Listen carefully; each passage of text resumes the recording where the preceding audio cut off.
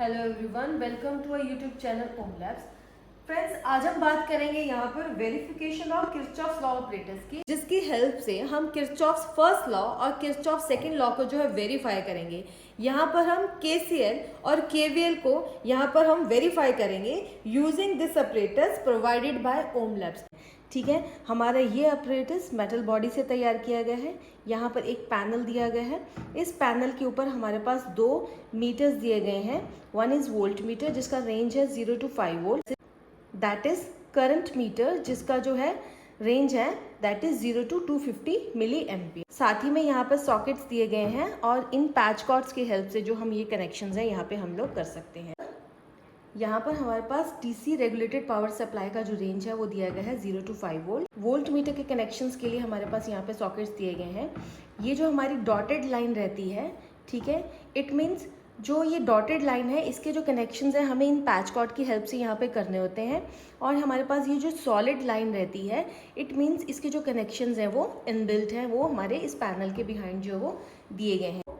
यहाँ पर Kirchhoff's law को वेरीफाई करने के लिए जो इसका सर्किट डायग्राम है वो यहाँ पे इस पैनल के ऊपर जो है वो प्रिंट किया गया है। इस ऑपरेटर्स के साथ आपको इसका मैनुअल भी प्रोवाइड करवाया जाता है, जिसके अंदर आपको इस एक्सपेरिमेंट का जो किरचॉफ्स लॉ की थ्योरी क्या है, ठीक है, किस तरह से हमने कब कब कौन से कनेक्शंस जो है फर्स्ट लॉ जो वेरीफाई करने के लिए हमने क्या कनेक्ट करना है और सेकंड लॉ को प्रूव करने के लिए हमें यहाँ पर जो है वेरीफाई करने के लिए हमें किन किन कनेक्शंस को करना है, वो यहाँ पर जो है वो कंप्लीट यहाँ पे हमारे पास जो है वो दिया गया है। सबसे पहले अकॉर्डिंग टू दिस मैनुअल हम यहाँ पर जो कैलकुलेशंस करेंगे for calculations of I1 current, ये जो सर्किट डायग्राम है वो क्या है, ठीक है, और उसके जो कनेक्शंस है वो किस तरह से करने हैं, ठीक है।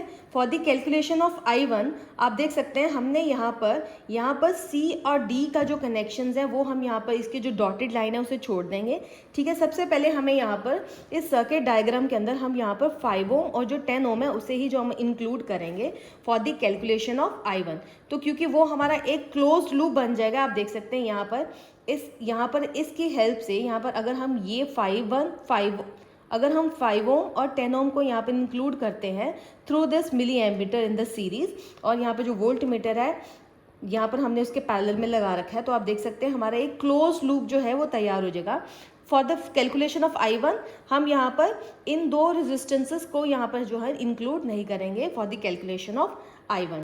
For the value of I1 इसके जो कनेक्शंस है किस तरह से हमने करने हैं, connect positive of the volt meter and connect negative of the volt meter across parallel to that circuit.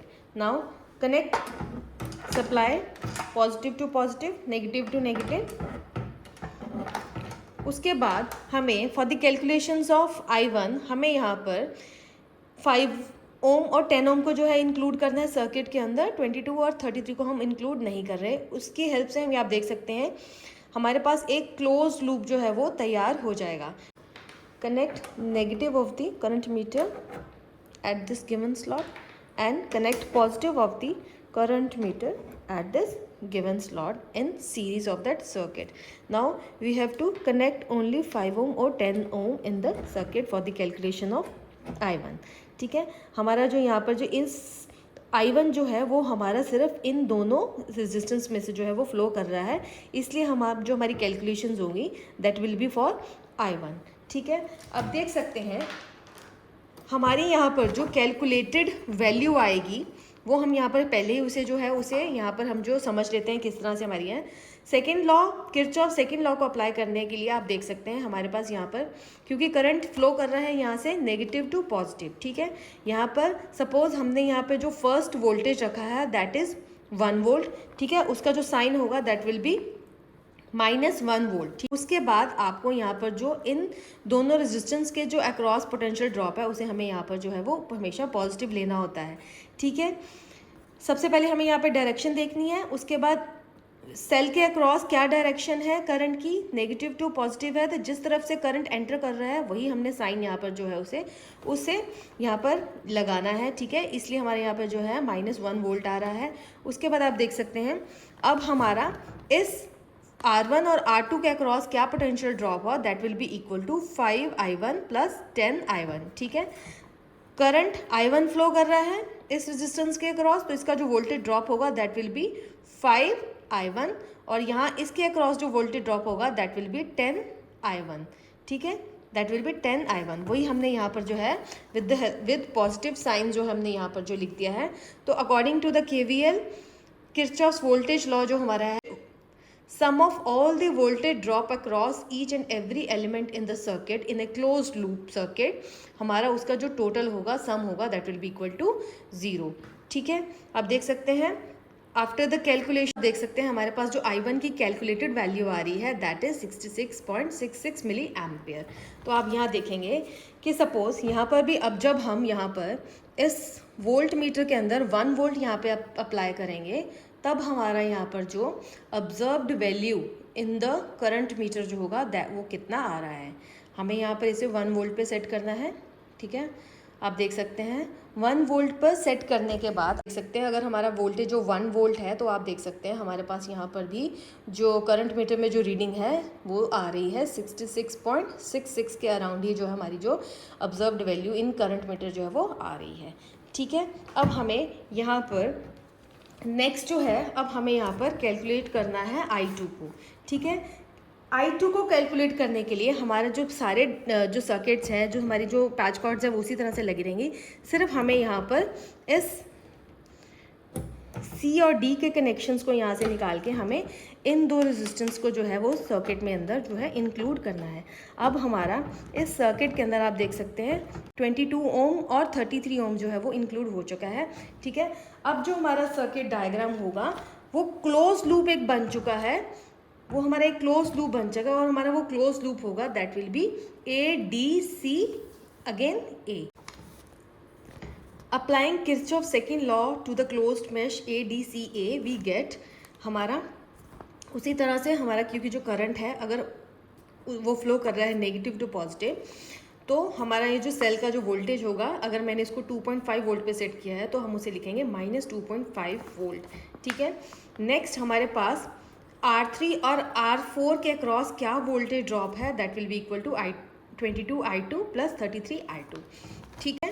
After calculations हमारे पास जो I2 की वैल्यू आई दैट इज 45.45 मिली एम्पियर, ये हमारी जो है कैलकुलेटेड वैल्यू है।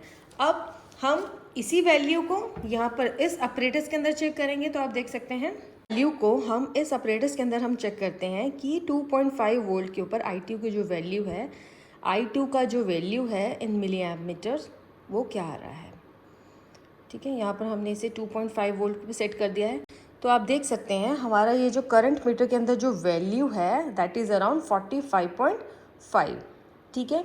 यही हमारी जो वैल्यू थी आफ्टर अप्लाइंग KVL हमारी जो वैल्यू आई थी 45.45 है और इस अपरेटस के अंदर भी आप देख सकते हैं हमारी जो यहाँ पर जो वैल्यू आई है फॉर 2.5 वोल्ट आप देख सकते हैं जो हमारी वैल्यू है दैट इज़ 45.5 मिली एम्पियर।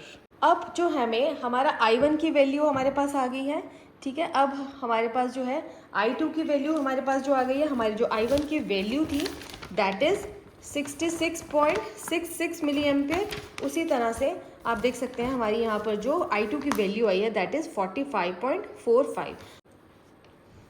अब हमें यहाँ ये पता है कि according to the Kirchhoff's first law the algebraic sum of the various currents meeting at a junction in a closed electrical circuit is always 0, ठीक है। अब हमें यहाँ पर जो हमारा करंट है जो कितना करंट टोटल यहाँ से फ्लो कर रहा है उसका वैल्यू निकालने के लिए हमें यहाँ पर जैसे कि हमने इस सर्किट के अंदर हमने यहाँ पर इन दोनों पॉइंट्स को आपस में मीट कर दिया था, इन दोनों रेजिस्टेंस को हमने यहाँ पे इंक्लूड किया है।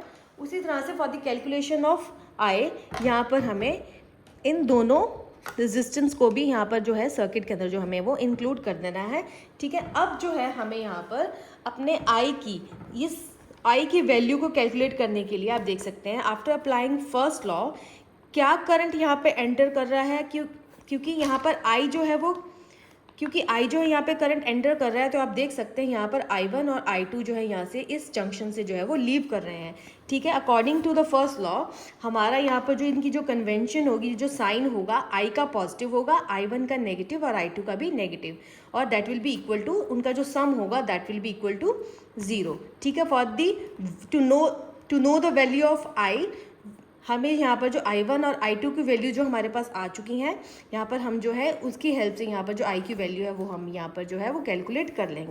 अब जो हमारा जो क्लोज लूप था वो कुछ इस तरह से था, तो अब हमें यहाँ पे देखना है कि इन ऊपर वाले रेजिस्टेंस को और नीचे वाले रेजिस्टेंस को अगर हमने यहाँ पर कनेक्शंस में ले लिया है, सर्किट में ले लिया है, तब हमारे यहाँ पर जो I का वैल्यू है फॉर 2.5, आप देख सकते हैं हमारा जो I का वैल्यू है वो क्या आ रहा है एट 2.5 वोल्ट। ठीक है, 2.5 वोल्ट के ऊपर आप देख सकते हैं हमारे पास यहाँ पे जो वैल्यू है वो हमारी 200 मिली एम्पीयर के अराउंड आ रही है।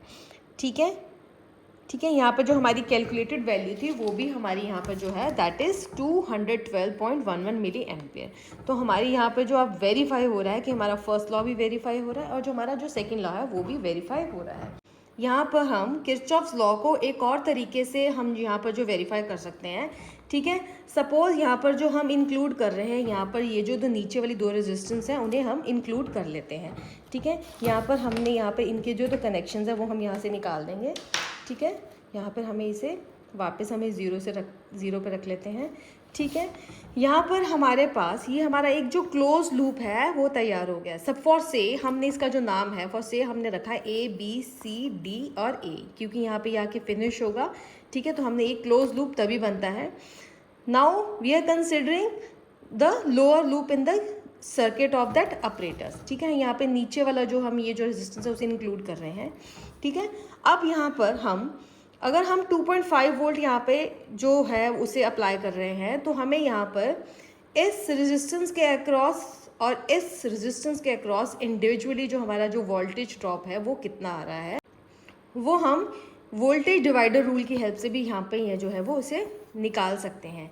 ठीक है, आप देख सकते हैं वोल्टेज ड्रॉप R3 के अक्रॉस जो होगा उसे कैलकुलेट करने के लिए हमारा जो फॉर्मूला है VS जो है हमारा अप्लाइड जो है सप्लाई हमने कितना वोल्टेज किया है वो है 2.5 वोल्ट, उसे हमने यहाँ पे डिनोट किया है VS। उसके बाद हमारी R3 और हमारा ये जो है ये हमारा जो फॉर्मूला है that is voltage divider rule की हेल्प से हम जो फॉर्मूला अप्लाई करते हैं ये वो है R3 plus R4 into VS। ठीक है, उसकी हेल्प से जब हम यहाँ पे इसकी कैलकुलेशंस करेंगे तो V जो है वोल्टेज ड्रॉप है R3 के अक्रॉस, तो उसका जो वैल्यू आया है दैट इज़ 1 वोल्ट। ठीक है, उसी तरह से R4 के अक्रॉस जो हमारा वोल्टेज ड्रॉप आया है दैट इज़ 1.5 वोल्ट। ठीक है, अब यहाँ पर जब हम यहाँ पर किरचॉफ सेकंड लॉ को अप्लाई करेंगे तो आप देख सकते हैं उसी तरीके से हमारे पास यहाँ पर जो उसका जो सम है उन वोल्टेज ड्रॉप्स का वो 0 आना चाहिए। यहाँ पर क्योंकि हम नेगेटिव टू पॉजिटिव जा रहे हैं तो हमारे यहाँ पर जो इस 2.5 वोल्ट का जो सिंबल होगा, इस 2.5 वोल्ट का जो साइन होगा दैट विल बी माइनस। ठीक है, वो होगा -2.5। ठीक है, उसके बाद हमारे पास यहाँ पर जो वैल्यूज़ आई हैं, ठीक है, यहाँ पर जो VR3 आया है दैट इज़ 1 वोल्ट और VR4 आया है वो R4 के अक्रॉस जो वोल्टेज ड्रॉप आया है दैट इज़ 1.5। आफ्टर कैलकुलेशंस आप करेंगे तो हमारे पास यहाँ पर देख सकते हैं जो हमारी लेफ्ट हैंड साइड और राइट हैंड साइड है वो इक्वल हो चुकी है। Hence, we have verified the KVL. We are verifying the Kirchhoff's second law with the help of this apparatus, that is verification of Kirchhoff's law apparatus provided by Ohm Labs.